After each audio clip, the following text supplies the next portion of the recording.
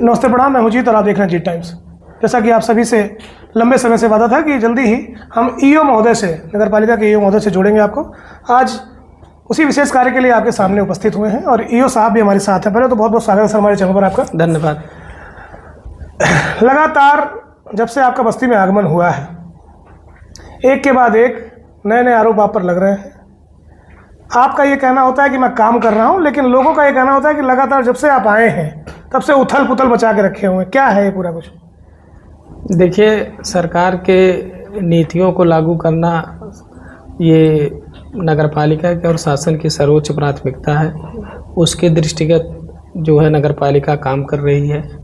और जहाँ तक आपका कहना है कि आरोप लग रहा है, तो कोई इस तरह का आरोप नहीं है।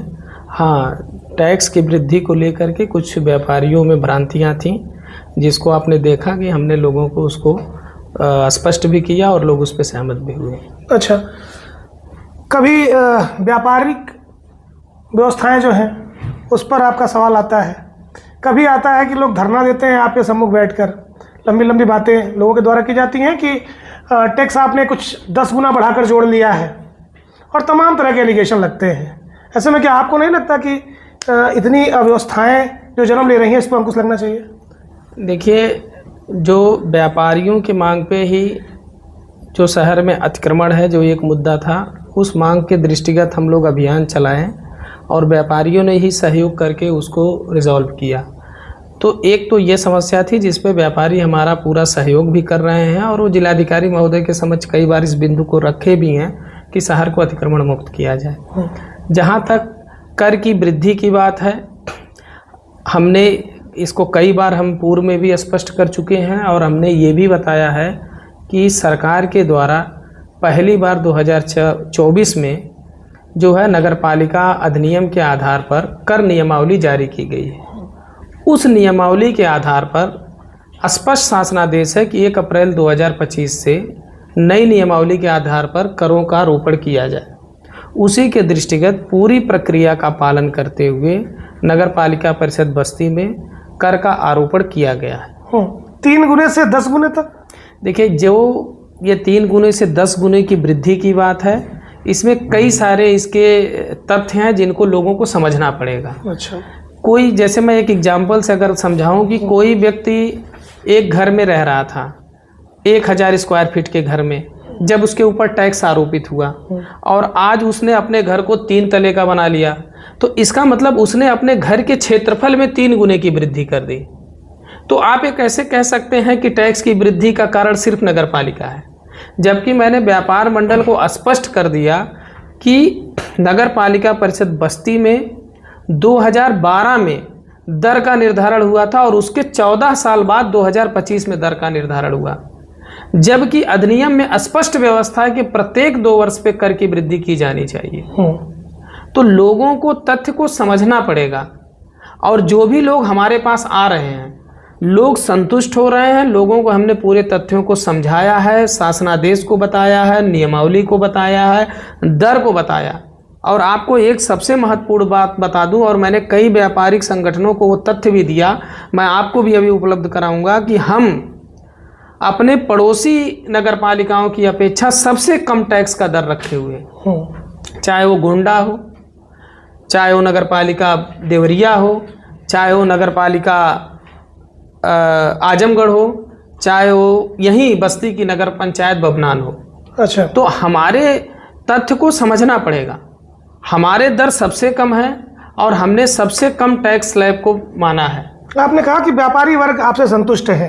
एक तरफ एक आप व्यापारी वर्ग से कल मीटिंग करते हैं और आप बताते हैं कि वो सहमत है आपके सभी निर्णयों से, वहीं दूसरी तरफ आज देखा जाए तो सवेरे से आपके ही प्रांगण में धरना चल रहा है।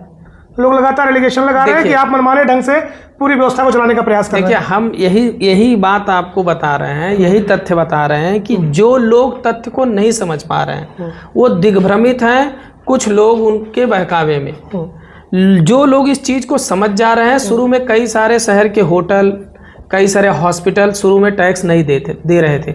जब उनको हमने समझाया तो उन लोगों ने भी टैक्स सबमिट कर रहा है तथ्यों को समझ करके। तो जैसे जैसे लोग समझ रहे हैं, अब तक बस्ती के करीब 7,500 भवन स्वामी और व्यापारियों ने अपने टैक्स को नगर पालिका में सबमिट किया। लगभग तो कितने ये हजार लोग, परिवार सर्वाइव करते हैं बस्ती में? ये हमारे यहाँ 20,000 जो है भवन दर्ज है हमारे अभिलेखों में। अच्छा। जिसमें से 7,500 लोग अब तक इसी टैक्स दर को मान करके लोग टैक्स जमा कर चुके हैं। लगभग 35% आप जो है, हाँ, ऊपर 35 ऊपर 40% के आसपास। और अभी 7 दिन है, 7 दिन में जो है अधिकतम लोग प्रतिदिन टैक्स जमा हो रहा है हमारे पास। तो जो, और मैं बार बार व्यापारियों से अब ये बात हम कह रहे हैं कि अगर आप टैक्स पे कोई भी आपको आपत्ति है, कोई भी आपको समस्या है, तो मैं स्वयं ऑफिस में 10 बजे से। सर वो आपकी बात ठीक है, लेकिन आप ग्रीकर की बात करते हैं। चलिए ग्रीकर से थोड़ा इतर हुआ जाए। जल कर की जब बात आती है, शहर के कई स्थान ऐसे हैं जहां पर जल नहीं पहुंच रहा लंबे समय से। मैं कटरा की बात कर लूं, मैं कंपनी बाग की कर लूं, मैं दरिया खां की बात कर लूं, मैं अन्य जो है सिविल लाइंस की बात कर लूं, कई जगहों पर ऐसे हैं जहां जल आपूर्ति लंबे समय से बाधित है, बावजूद उसके जल कर नहीं। देखिए, कटरा की जो बात है, वहाँ पर बड़े बन रोड बनने के निर्माण के कारण वहाँ पाइपलाइन डिस्टर्ब हुई थी और वहाँ पर वो हमारा मरम्मत हो भी चुका है। एक ट्रांसफार्मर शिफ्ट होना था, वो शिफ्ट हो रहा है, उस पे पेयजल की आपूर्ति हो। मैं एक जानकारी आपको और दे दूं, पतेलवा एक जगह ऐसी है कटरा में जहाँ पर अगर आप जाएंगे तो जब आप ITI के पिछले वाला एरिया जब जाएंगे आप, वहाँ जल आपूर्ति इस कदर बाधित है कि एक नल से तकरीबन पूरा गांव जीवन जी रहा है। मैंने इस पर रिपोर्टिंग भी की थी, अगर आपने देखी हो तो ऐसे में सर जल आपूर्ति इस कदर अगर बाधित हो, जहाँ जिला अधिकारी आवास महज 1 किलोमीटर पे दूरी पर है, मुख्यालय 1 किलोमीटर की दूरी पर है, तो आपको नहीं लगता कहीं ना कहीं लोगों को चुभेगा कि जल कर देना पड़ रहा है? ये बात आप संज्ञान में ला रहे हैं। पतेलवा की तथ्य मुझे संज्ञान में नहीं, लेकिन अभी हमारे ITI परिसर में एक हमारा ओवरहेड टैंक बना था। हाँ। जो 2 साल से बंद था, उसको हमने प्रयास करके 4 महीना पहले वो हमारा परमानेंट चालू हो गया है। तो वो देखना पड़ेगा कि हम हर जगह जल की आपूर्ति पे लगातार अभियान चला रहे हैं और जहाँ जहाँ हमारी समस्याएं हैं उसको धीरे धीरे हम रिजॉल्व कर रहे हैं। हमारी कुछ पुरानी पाइपलाइनें हैं जो रोड के निर्माण की वजह से या अन्य कारणों से जो डिस्टर्ब हुई, उनको हम रिप्लेस भी कर रहे हैं। लोग भी काफ़ी कवरेज की, जब मैं कवरेज करता हूँ, कमेंट सेशन में लिखते हैं कि शहर में जब नगर पालिका के कामों की बात आती है तो छिड़काव की दशा बहुत ही बुरी है। फिर जो है नालियों में छिड़काव नहीं होते, फॉगिंग जो कराई जाती है मच्छरों से बचाव के लिए, ये नहीं हो पा रहा है। कहीं ना कहीं कार्य अभी भी अधूरे पड़े हुए हैं। ऐसी दशा में जब उनको कर देना पड़ रहा है तो उनको चुभ रहा है, वो भी 10 गुना टैक्स के साथ। नहीं, तो पहले तो टैक्स पे स्पष्ट कर दें, 10 गुना टैक्स वृद्धि नहीं है। टैक्स पे मात्र 15 से 20% की वृद्धि है। ठीक है, वो आप 2011 के दर को लेके और 2025 के दर को लेके जिस भी व्यक्ति को समझना इस तथ्य को हमारे पास आ जाए या हम उसको उपलब्ध कर देंगे। तथ्य पे एक बार प्रकाश डाल दे संक्षिप्त। तथ्य पे ये है कि 2011 के रेट के बाद 2025 में नया रेट आया। जैसे 2011 के रेट अगर हम थोड़ा सा इसको समझना चाहें तो जैसे जो रेट हमारा 20 पैसा था वो 30 पैसा हुआ, जो हमारा 55 पैसा था वो 75 पैसा हुआ। इस तरह से हमारे जो 1 रुपया था वो 1 रुपया 20 पैसा हुआ। तो टैक्स की वृद्धि हमारी 15 से 20% के अराउंड ही हुई है। अगर कोई व्यक्ति अपने रेजिडेंशियल घर को कमर्शियल कर लिया, 1 तल को 4 तल कर लिया या मकान में दुकान खोल लिया, तो टैक्स 3 से 4 गुना अपने आप उसमें वृद्धि हो जाएगी, वो नियमावली में व्यवस्था। ठीक है। दूसरा आपका ये कहना है कि छिड़काव, एंटी लार्वा का छिड़काव वार्डों में आप इधर, मैं कई दिनों से लगातार, जैसे अभी मच्छर का प्रकोप शुरू हुआ है, गर्मी शुरू हुई है, तो हम हर वार्ड में अभी हमारा 1 अप्रैल से संचारी रोग अभियान चलेगा जिसमें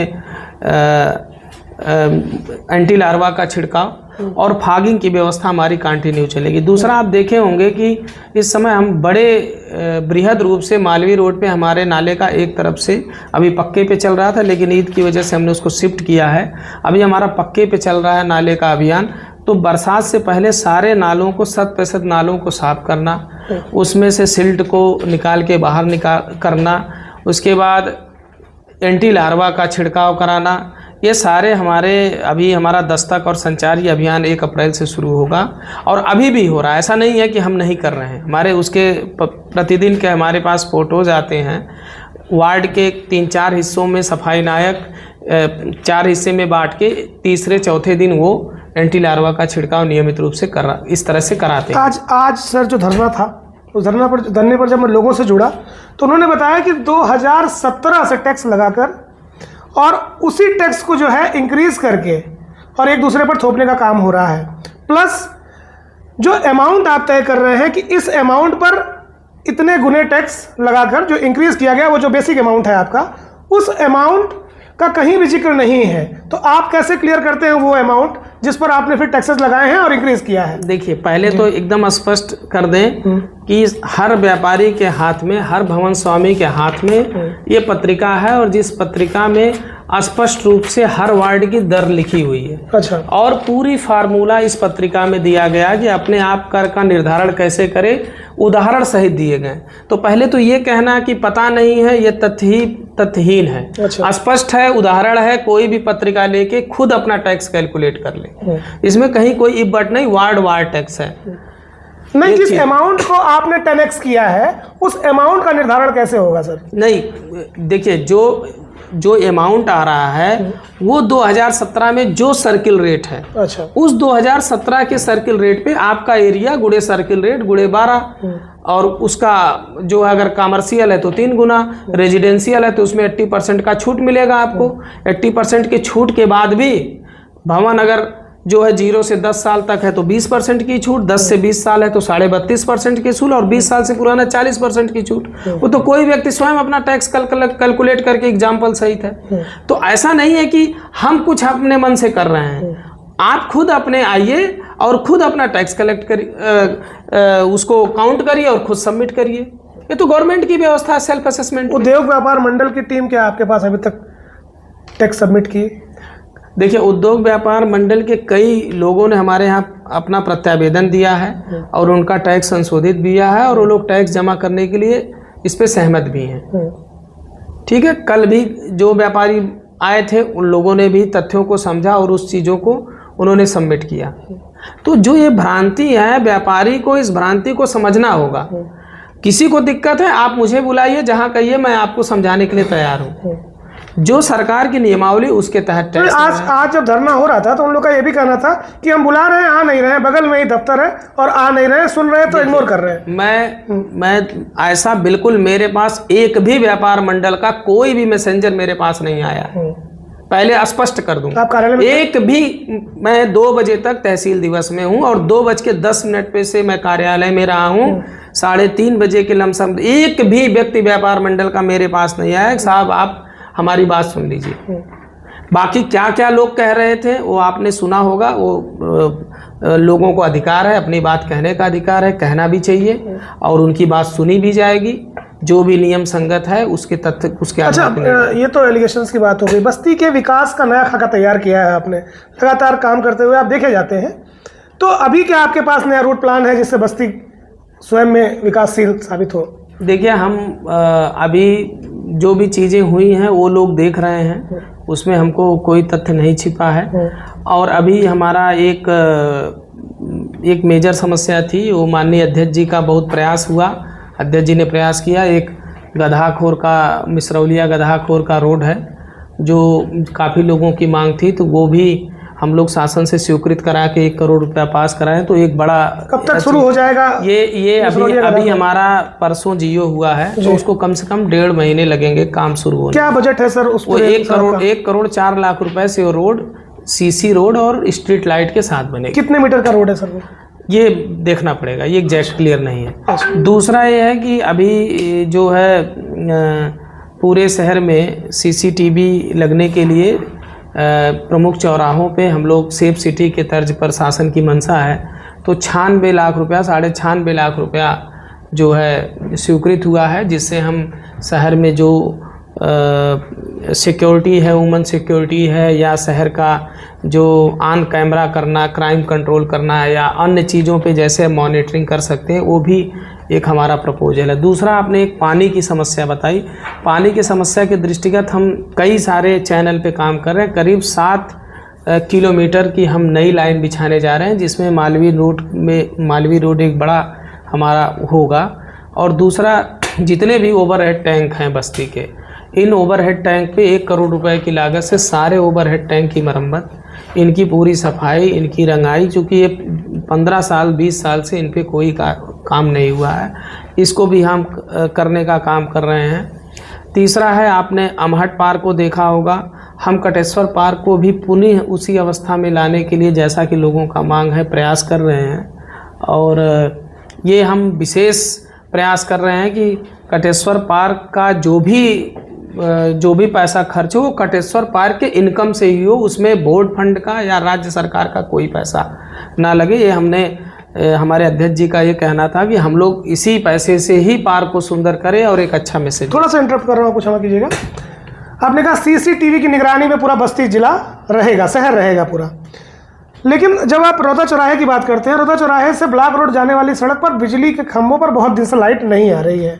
चौराहे की खुद की दशा ये है कि वो चौकी पर स्थित एक बल्ब से प्रकाशित हो रहा है, तो ऐसे में आप कैमरा कैसे लगाएंगे जब लाइट ही नहीं जल रही पूरे रास्ते पे? तो देखिए, हम यही बात बताने जा रहे हैं कि हम स्ट्रीट लाइट भी, हम 400 स्ट्रीट लाइट की भी व्यवस्था करने जा रहे हैं और जुलाई अगस्त तक हम और 400 स्ट्रीट लाइट की व्यवस्था करेंगे।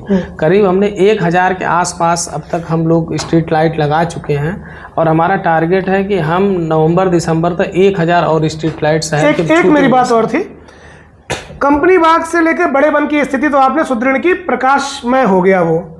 जब हम कंपनी बाग चौराहे सर आते हैं रोडवेज की तरफ, यहाँ भी प्रकाश की समुचित व्यवस्था है, लेकिन जब इसके आगे आप जाएंगे रोडवेज से लेके सदर अस्पताल तक, रोडवेज से लेके दक्षिण दरवाजा तक, ये दोनों मार्ग जो है प्रकाश से अछूते हैं अब तक। यही बात मैं बता रहा हूँ, जो 1000 लाइट हम करने जा रहे हैं इन्हीं को। और इतना ही नहीं, आपको एक चीज़ और बता दें, पुरानी बस्ती में भी कई जगह लाइट की समस्या है। हाँ, इसको भी हम आच्छादित करने जा रहे हैं। अच्छा, तो हमारा अब मतलब पेयजल पे मैक्सिमम फोकस है, क्योंकि वो मिनिमम मतलब वो जरूरी सेवा है, और इसके बाद हमारा स्ट्रीट लाइट पे फोकस है। तो शहर में किस तरह से चीज़ें व्यवस्थित हों, इस पे अध्यक्ष जी और हम लोग लगे हुए हैं। सर एक इकलौता पार्क है सर, कटेश्वर पार्क आपके पास, जहाँ पर अब तो लोग आने भी लगे, जब से आप लोग आए हैं थोड़ा विकास कार्य किए हैं तब से लोग आना भी शुरू कर गए यहाँ पे। तो ये भी देखिए जर्जर स्थिति में है, आपने बताया कि इस पर सुदृढ़ीकरण चल रहा है, क्या किसी नए पार्क का भी अनावरण होना है? देखिए, अभी हम एक आवास विकास में, हमारा एक पार्क है आवास विकास में, वो एग्जैक्ट लोकेशन नहीं है, लेकिन टीवी टावर के पास ही है ना, टीवी टावर के पास है। वो 40 लाख रुपए का वो हमारा स्वीकृत हो गया है। इसके अलावा इस शहर के विकास के लिए हम लोगों ने प्रयास करके 1.5 करोड़ रुपए की लागत से एक डिजिटल लाइब्रेरी हम बनवाने जा रहे हैं, ये भी हमारा पास हो गया है। इस तरह हम अलग अलग हिस्सों में, छोटे छोटे पार्ट में कई सारे हमारे प्रपोजल हैं जिसपे हम लोग लगे हैं, और कुछ अपने स्तर से और कुछ शासन स्तर से करा के इस पे जो है। अच्छा सर, एक अतिक्रमण पर आते हैं। अतिक्रमण की दशा ये है कि आप आज अतिक्रमण हटाते हैं और फिर लोग वहीं पर अतिक्रमण कर लेते हैं।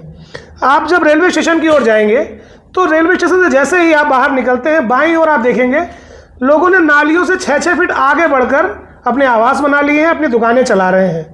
ऐसे में वहाँ जो प्रतिष्ठान व्यवसाय करते हैं उनके लिए दिक्कत आती है, तो क्या उससे भी निजात मिलेगी? देखिए, ये बहुत ही ज्वलंत मुद्दा और बहुत अच्छा मुद्दा उठाएं। आपको इस मुद्दे को आप भली बात जान रहे हैं कि हम व्यापार मंडल के साथ 2 बार बैठ चुके हैं। हमने व्यापार मंडल को ये बात बार बार कही कि इस अतिक्रमण का निजात संवाद से और आप लोगों को ही करना है। बस्ती की सबसे अच्छी बात यह है कि यहाँ की सड़कें चौड़ी चौड़ी हैं, ठीक है, फिर भी लोग आदतन सड़क पे आते हैं, जबकि कोई भी व्यक्ति अगर अपने क्षेत्र में रह के व्यापार करे तो कहीं से भी अतिक्रमण का कोई बहुत बड़ी समस्या नहीं आने वाला है कि शहरें जाम हो जाए, रोड जाम हो जाए। जी। तो थोड़ा सा इसमें लोगों को थोड़ा तथ्यों को मान के, बातों को मान करके खुद अतिक्रमण पे निजात लेना चाहिए। बाकी हम अभियान चलाते हैं। दूसरा ये है कि अभी आपने देखा कि पक्के पर 7-8 व्यापारियों के ऊपर प्राथमिकी भी दर्ज हुई। तो एक बार अगर अतिक्रमण नगर पालिका हटा दे तो राज्य सरकार का स्पष्ट शासनादेश है कि उस स्थिति को मेंटेन करने की पूरी रिस्पॉन्सिबिलिटी चली जाती है संबंधित थाने पर। उसी के दृष्टिगत वहाँ पर कुछ व्यापारियों पर FIR भी दर्ज हुई। तो मेरा ये निवेदन व्यापारी वर्ग से हमेशा है कि जब शहर खुद ही आपका इतना खूबसूरत है, रोडें इतनी चौड़ी हैं, तो आप मैक्सिमम पीछे होकर व्यापार करेंगे तो किसी भी आम नागरिक को कहीं से कोई समस्या नहीं आएगी। तो सर एक अंतिम प्रश्न आपसे है कि कमर्शियल और अनकमर्शियल डिसाइड करने का अधिकार क्या नगर पालिका को है? देखिए, नगर पालिका प्रीमाइसेस में एक्टिविटी के आधार पर टैक्स लेती है। अगर आपके प्रीमाइसेस में कॉमर्शियल एक्टिविटी है तो हम कॉमर्शियल टैक्स लेंगे। जी। अगर आपके प्रीमाइसेस में रेजिडेंशियल एक्टिविटी है तो हम रेजिडेंशियल टैक्स लेंगे। जी। नगर पालिका को कर की उगाही करना है, कर को प्राप्त करना है, ठीक है। तो ये हम आपके प्रीमाइसेस में क्या एक्टिविटी हो रही है उस एक्टिविटी के आधार पे टैक्सेशन करते हैं। अच्छा, जैसे आज धरना हुआ तो क्या आज टैक्स वसूली पर कोई फर्क पड़ा? देखिए, मैं यही बात बार बार कह रहा हूं कि लोग जैसे तथ्य को समझ रहे हैं। आज हमने करीब 10 लाख रुपए वसूली की है। आज मतलब आज सबसे बड़ी वसूली है, अब तक सबसे हाईएस्ट वसूली आज की दिन है। अच्छा। तो जो लोग चीजों को समझ रहे हैं, वो लोग तथ्य को समझ रहे हैं, वो टैक्स जमा कर रहे हैं। जो लोग दिग्भ्रमित हो रहे हैं और वो लोग, उन लोगों को मैं ये भी व्यापारी वर्ग से विशेष निवेदन करूंगा कि कृपया तथ्यों को समझ के 31 मार्च के पहले कर को जमा कर दें, अन्यथा आपको 1 अप्रैल को 12% ब्याज आरोपित हो जाएगा। और ये पोर्टल लखनऊ से ऑपरेट है, राज्य सरकार का पोर्टल, इसमें किसी का कोई हस्तक्षेप नहीं है। मतलब जो हाउस टैक्स अभी तक जमा नहीं हुए हैं वो 12% लग के जमा होंगे। वो 1 अप्रैल को उनके ऊपर 12% का ब्याज स्वतः आरोपित हो जाएगा, पोर्टल आरोपित कर देगा, उसमें किसी का मैनुअल इंटरफेयर नहीं है। अच्छा। तो इसीलिए मैं बार बार लोगों को, जब हम तथ्य को अवगत करा रहे हैं तो लोग जैसे जागरूक हो रहे हैं वो तुरंत अपना टैक्स जमा कर ले रहे हैं। जो लोग बातों को समझ नहीं पा रहे हैं उनको हमने समझाने के लिए, अभी हमने 26 तारीख को कैंप लगाने की भी बात की है। बहुत सारे लोग आ रहे हैं। अच्छा, कैंप में क्या करेंगे? आपको छूट है किसी तरह का कुछ? देखिए, कोई छूट नहीं है। हाँ। छूट का कोई प्रोविजन नहीं है। जो चीज़ हम ऑफिस में कर रहे हैं, व्यापारिक संगठन ने कहा कि साहब हमारे घर पे आइए, हम कैंप लगाइए, लोगों को आने जाने में बहुत असुविधा। समाधान योजना तो बिजली विभाग भी देता है। नहीं, एक मुश्त समाधान योजना देखिए राज्य सरकार का विषय, इसमें नगर पालिका के स्तर पे ये राज्य सरकार की नियमावली से टैक्स है। तो कोई एक मुश्त समाधान योजना शासन लाता है, ना कि कोई बिजली विभाग जिले का लाता है। लेकिन लोगों के दिमाग में कहीं ना कहीं अब भी ये बसा है कि जो व्यवस्थाएं थी वो पूर्व की भांति हो जाएंगी। आप क्या कहते हैं इसमें? देखिए, इसमें अंतिम वाक्य क्या है? ये इसमें बहुत स्पष्ट कर दूं, 2 चीज लोग बहुत गंभीरता से इसको सुन लें। जैसे पहले टैक्स बाइलाज के आधार पे लगता था, नगर पालिका अधिनियम में बाइलाज के आधार पर, परंतु 2024 से राज्य सरकार ने रूलिंग बना दी है। तो रूलिंग पे टैक्स स्टेट गवर्नमेंट के द्वारा बनाई गई रूलिंग पे लग रहा है। और पहले नगर पालिका खुद की बाइलाज बनाती थी, इसीलिए अलग अलग नगर पालिकाओं में टैक्स की दर अलग अलग हुआ का निर्धारण उनके यूनिट करती थी। हाँ। अच्छा। लोकल लेवल पे टैक्स का वो कलेक्शन और टैक्स का, लेकिन अब नियमावली बन जाने की वजह से टैक्स एक प्रक्रियागत व्यवस्था के तहत लगाया गया है। इसलिए टैक्स में जो भी कोई छूट का प्रोविजन या कुछ भी, ये शासन स्तर से होने पर ही होगा। और ब्याज भी शासन स्तर से, जो नियमावली में व्यवस्था, उसी व्यवस्था के तहत ब्याज भी आरोपित हो रहा है। पोर्टल लखनऊ से ऑपरेट है। तो मेरा अंतिम बार, मतलब बार बार ये अपने भवन स्वामियों से, व्यापारियों से अनुरोध है, विनती है कि चीज़ों को समझते हुए आप अपने टैक्स पे कोई अगर आपको गलतफहमी है तो तथ्य को समझते हुए हमारी बुकलेट में कैलकुलेशन का फार्मूला आप स्वयं कर लीजिए। नहीं समझ में आता, हमारे पास आइए।